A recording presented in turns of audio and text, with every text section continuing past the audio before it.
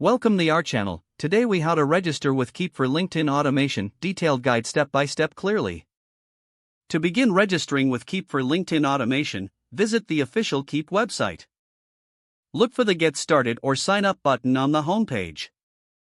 Click on the button to initiate the registration process. You will be prompted to provide basic information, including your name and email address. Enter your preferred password to create your account. Make sure to follow the password guidelines for security.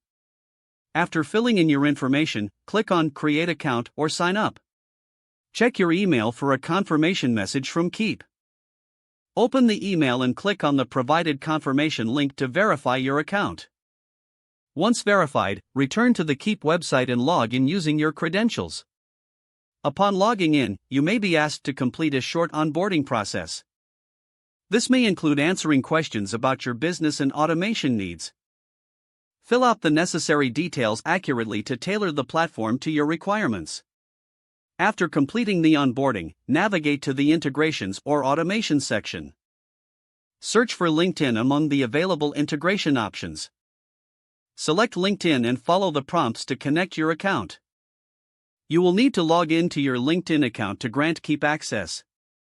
Once connected, you can configure your LinkedIn automation settings. Set up your preferred automation triggers and actions within Keap. Review your settings to ensure everything is configured correctly.